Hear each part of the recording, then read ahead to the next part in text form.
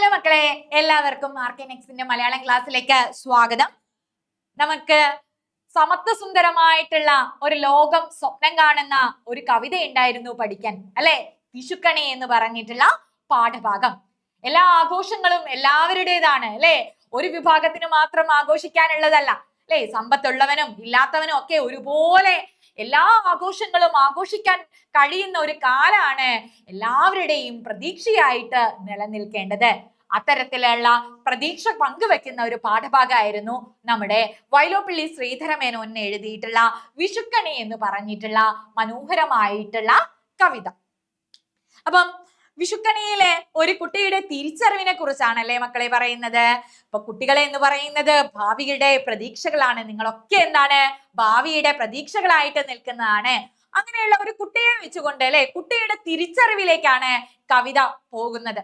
അല്ലെ, ഞാൻ ജീവിക്കുന്ന ലോകം എങ്ങനെയുള്ളതാണ് എന്നുള്ള ഒരു കുട്ടി തിരിച്ചറിയുകയും ഇങ്ങനെയല്ല വേണ്ടത് എന്നും എല്ലാവരും ഒരുപോലെ കഴിയുന്ന അല്ലെ, ഒരു മാവേലിയൊക്കെ എന്താണ് സങ്കല്പിച്ച അല്ലെങ്കിൽ മാവേലിയൊക്കെ വിഭാവനം ചെയ്ത ഒരു കാര്യമാണ് അല്ലെ സമത്വ സുന്ദരം എന്ന് പറയുന്ന ഒരു കാര്യം. അങ്ങനെയുള്ള സമത്വ സുന്ദരമായിട്ടുള്ള മാവേലി അല്ല മാത്രല്ല, നമ്മുടെ അംബേദ്കർ തുടങ്ങിയിട്ടുള്ള ഗാന്ധിജി തുടങ്ങിയിട്ടുള്ള എല്ലാ മഹാത്മാരും എന്താണ് ആഗ്രഹിച്ചതും അതുപോലെയുള്ള ഒരു ലോകാണ്. അപ്പൊ വിഷുക്കണി എന്ന് പറഞ്ഞ പാഠഭാഗം അത്തരത്തിലുള്ള ആശയങ്ങളിലേക്കാണ് ഊന്നുന്നത്. അപ്പം കവിത എഴുതിയത് നമ്മുടെ വൈലോപ്പിള്ളി ശ്രീധരമേനോനാണ്. നമുക്കൊന്ന് കവിയെ പരിചയപ്പെട്ടിട്ട് പാഠഭാഗത്തിലേക്ക് കടക്കാം. കാൽപ്പനികതയുടെ പിടിയിൽ അമർന്നിരുന്ന മലയാള കവിതയെ മോചിപ്പിച്ച് പുതിയൊരു കാവ്യ സംസ്കാരത്തിനെ വിത്തുപാകിയ ആധുനിക കവിയാണ് ശ്രീ വൈലോപ്പിള്ളി ശ്രീധരമേനോൻ എന്ന് പറയുന്നത്. 1911 മെയ് 11 എറണാകുളത്തെ കലൂരിൽ അദ്ദേഹം ജനിച്ചു. എഴുതി തുടങ്ങിയപ്പോൾ ശ്രീ എന്ന തൂലികാനാമം സ്വീകരിച്ചു. ജന്തുശാസ്ത്രം മുഖ്യ വിഷയമായി പഠിച്ച അദ്ദേഹം ഹൈസ്കൂൾ അധ്യാപകനായിട്ട് ജോലി ചെയ്തിട്ടുണ്ട്. പുരോഗമന കലാസാഹിത്യ സംഘത്തിന്റെ ആദ്യകാല പ്രവർത്തകനായിരുന്നു ശ്രീ വൈലോപ്പിള്ളി. അതുപോലെ തന്നെ 1947 പ്രസിദ്ധീകരിച്ച കന്നിക്കൊഴുത്ത് ആണ് അദ്ദേഹത്തിന്റെ ആദ്യത്തെ കവിതാ സമാഹാരം. ഇത്തരം പോയിന്റുകളെല്ലാം ഓർത്ത് വെച്ചോളാം. നമുക്ക് എന്താണ് ആസ്വാദനമൊക്കെ എഴുതാം ചോദിച്ചാൽ ഇതൊക്കെ എടുത്ത് പ്രയോഗിക്കേണ്ടതാണ്. യുക്തിചിന്ത, ശാസ്ത്രീയത, പുരോഗമന ചിന്ത, നവലോകത്തെ കുറിച്ചുള്ള സ്വപ്നം തുടങ്ങിയവയാണ് അദ്ദേഹത്തിന്റെ കവിതകളുടെ സവിശേഷതകൾ. അല്ലെ, നവലോകത്തെ കുറിച്ചുള്ള സ്വപ്നം അത് തന്നെയാണ് നമ്മുടെ വിഷുക്കണി എന്ന് പറഞ്ഞ പാഠഭാഗത്തും വ്യക്തമാകുന്നത്. കന്നിക്കൊയ്ത്ത്, ശ്രീരേഖ, കുടിയൊഴിക്കൽ, ഓണപ്പാട്ടുകൾ, കുന്നിമണികൾ, പിന്നെ കടൽക്കാക്കകൾ, കയ്പവല്ലഗിരി, വിട, മകരക്കൊയ്ത്ത് മുതലായവ അദ്ദേഹത്തിന്റെ പ്രധാന കാവ്യ സമാഹാരങ്ങളാണ്. ഇനി നമ്മള് വിഷുക്കണിയിലേക്ക് വന്നാൽ, വിഷുക്കണി എന്ന പേരിലുള്ള വൈലോപ്പിള്ളിയുടെ രണ്ടാമത്തെ കവിതയാണ് നമ്മുടെ പാഠഭാഗമായിട്ട് കൊടുത്തിരിക്കുന്നത്. ലോകത്ത് നടമാടുന്ന അസമത്വങ്ങളും ദാരിദ്ര്യവും കുട്ടിയായിരിക്കുമ്പോൾ തന്നെ വൈലോപ്പിള്ളിയുടെ ഹൃദയത്തിൽ ഉണ്ടാക്കിയിട്ടുള്ള അസ്വസ്ഥതയും വേദനയും പ്രതിഫലിപ്പിക്കുന്ന കവിതയാണിത്. ആ ഇൻട്രൊഡക്ഷൻ നമ്മൾ പഠിച്ചു വെച്ചോളാം. നമുക്ക് വിഷുക്കണിയെ കുറിച്ചിട്ട് എന്ത് ചോദിച്ചാലും എഴുതാൻ വേണ്ടിയിട്ട് സാധിക്കും. വിഷു നമ്മുടെ കാർഷികോത്സവമാണ്, അല്ലെ?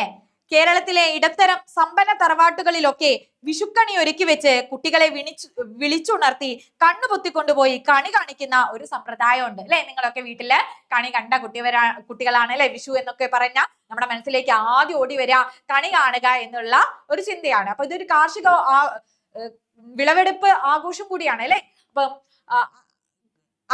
അതുകൊണ്ടാണ് നമ്മൾ എന്താണ് ചക്കയും മാങ്ങയും തേങ്ങയും ഒക്കെ എന്താണ് കണി കാണുന്നത്. ഒരു കാർഷിക ഉത്സവമായതിനെ കൊണ്ടാണ്. അപ്പം നമ്മളെ ഇങ്ങനെ കണ്ണുപൊത്തിയിട്ട് എന്താണ് വിഷുക്കണി കാണിക്കാറുണ്ട്. അപ്പം വിഷുക്കണി കാണിക്കുന്ന ഒരു കുട്ടി വിഷുക്കണി കാണിക്കുന്നത് തന്നെയാണ് ഇതിലെ പാഠസന്ദർഭമായിട്ട് വരുന്നത്.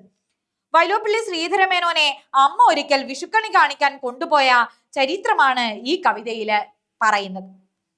അമ്മയുടെ വിരൽത്തുമ്പിൽ പിടിച്ച് മുമ്പ് നടന്ന പരിചിതമായ തറയിലൂടെ കവി പതുക്കെ പതുക്കെ നടന്നു. കണ്ണിറുക്കി അടച്ചിട്ടുണ്ടെങ്കിലും പെട്ടെന്ന് നിയന്ത്രണം തെറ്റി കണ്ണ് തുറന്നുപോയി. അല്ലേ, നമ്മൾ ആ കണി കാണുന്നവരെ കണ്ണ് തുറക്കരുത് എന്നാ. പക്ഷെ എന്താണ് വൈലോപ്പിള്ളി അല്ലെ, കുട്ടിയായിരുന്ന വൈലോപ്പിള്ളി കണി കാണുന്നതിന് മുന്നേ കണ്ണ് തുറന്നുപോയി. അവിടെയാണ് നമ്മുടെ വൈലോപ്പിള്ളിക്ക് തിരിച്ചറിവ് ലഭിക്കുന്നത്, അല്ലെ? എന്തൊക്കെയാ കണ്ടേ? ചുറ്റുപാടും കൂരിരുൾ, ഗ്രാമത്തിലെ പാവപ്പെട്ടവരുടെ വീടുകൾ ഇരുട്ടിൽ മയങ്ങി കിടക്കുന്നു. വീണ്ടും കണ്ണടച്ചുകൊണ്ട് കവി നടന്നു. തുടർന്ന് കണ്ണു തുറന്ന് കണി കണ്ടു. ആരുടെയും കണ്ണഞ്ചിപ്പിക്കുന്ന കമനീയമായ കാഴ്ചയാണ് മുറിയിൽ അമ്മ ഒരുക്കി വെച്ചത്. വെള്ളിപോൽ തിളങ്ങുന്ന ഓട്ടുരുളി, പിന്നെന്തൊക്കെയാണ്? കണി വെള്ളരിക്ക, തേങ്ങാമുറികൾ, കത്തി നിൽക്കുന്ന തിരികൾ, കൊന്ന പൂക്കൾ, വാൽക്കണ്ണാടികൾ, ഞൊറിഞ്ഞ കരമുണ്ട്, അരി, കുങ്കുമച്ചെപ്പ്, ഇവയൊക്കെ ഐശ്വര്യ ദേവതയ്ക്കായിട്ട് അമ്മ ഒരുക്കി വെച്ചിരിക്കുകയാണ്. കവി കണി കണ്ട ശേഷം കൈനീട്ടവും വാങ്ങിച്ചു. അല്ലെ, നമുക്ക് വിഷുവിന് കൈനീട്ടമൊക്കെ കിട്ടും. അനുജത്തിമാരുടെ മുമ്പിൽ വെച്ച് പൂത്തിരി കത്തിച്ചു. എല്ലായിടത്തും പടക്കം പൊട്ടിക്കലും ആർപ്പുവിളികളും സന്തോഷ പ്രകടനങ്ങളും തന്നെ. പക്ഷേ കണി കാണുന്നതിന് മുമ്പ് കണ്ണു തുറന്നു പോയത് കൊണ്ടാണോ എന്നറിയില്ല, കവിയുടെ ഹൃദയം അപ്പോഴും ഇരുട്ടിൽ തന്നെയായിരുന്നു. അപ്പോഴാണ് തന്റെ അയൽപ്പക്കത്തെ സുഹൃത്തുക്കളെ കുറിച്ച് നമ്മുടെ കുട്ടിയായിട്ടുള്ള വൈലോപ്പിള്ളി ഓർക്കുന്നത്. അവരെന്തുകൊണ്ട് വിഷു ആഘോഷിക്കുന്നില്ല? അവരെന്തുകൊണ്ട് ഇരുട്ടിൽ കഴിയുന്നു? ആ ചോദ്യമാണ് ആ കുട്ടിയെ ഉണർത്തുന്നത്. അല്ലെ, എവിടെയെങ്കിലും വെളിച്ചം പുലർന്നിട്ടുണ്ടോ? തന്റെ പാവപ്പെട്ട കൂട്ടുകാരുടെ വീടുകൾ ഇപ്പോഴും ഇരുട്ടിൽ തന്നെ. തന്റെ സമ്പന്നമായ തറവാട്ടിലെ നാലുകെട്ടിൽ ഒരുക്കി വെച്ചിരിക്കുന്ന കണിയുരുളിയുടെ ചുറ്റിലും കവിയുടെ കൂട്ടരുടെ മനസ്സിലും മാത്രമാണ് അല്പം വെളിച്ചമുള്ളത്. അല്ലെ, സമ്പന്നരായിട്ടുള്ള ആളുകൾ മാത്രമാണ് അവിടെ വിഷു ആഘോഷിക്കുന്നത്. ബാക്കിയുള്ളവര് ഇരുട്ടിൽ തന്നെയാണ് കഴിയുന്നത്. അപ്പൊ ഏതൊരു ആഘോഷവും എല്ലാവരും ആഘോഷിക്കുന്ന ഒരു കാലത്തെ കുറിച്ച് അപ്പോഴാണ് കവിക്ക് തിരിച്ചറിവ് വരുന്നത്. ഐശ്വര്യ ദേവതയെ ഞങ്ങൾ തരം താഴ്ത്തുകയല്ലേ ചെയ്യുന്നത് എന്ന് കവിക്ക് തോന്നി. ആ ഒരു ഇത്തിരി പോന്ന ആ ഒരു ഓട്ടുരുളിയിലാണോ ഐശ്വര്യ ദേവത കഴിയുന്നത് എന്നുള്ള, സമ്പന്നതയിൽ മാത്രമാണോ ഐശ്വര്യ ദേവത ഉണ്ടാവോ എന്നുള്ള ഒരു ചോദ്യമാണ് വൈലോപ്പിള്ളിയുടെ ഉള്ളില് ഉണരുന്നത്. ഉദാരതയുടെ പര്യായമായ ലക്ഷ്മി ദേവി വിയർപ്പ് നീരിന്റെ ആഴിയിൽ ജനിച്ച് ഐശ്വര്യം മഴ പോലെ വർഷിക്കുന്നവളാണ്. കരിമണ്ണിൽ പിറന്ന കണിക്കൊന്നയുടെ സ്വർണ്ണ നിറമുള്ള സൗന്ദര്യ നദിയിൽ കുളിക്കുന്നവളാണ്.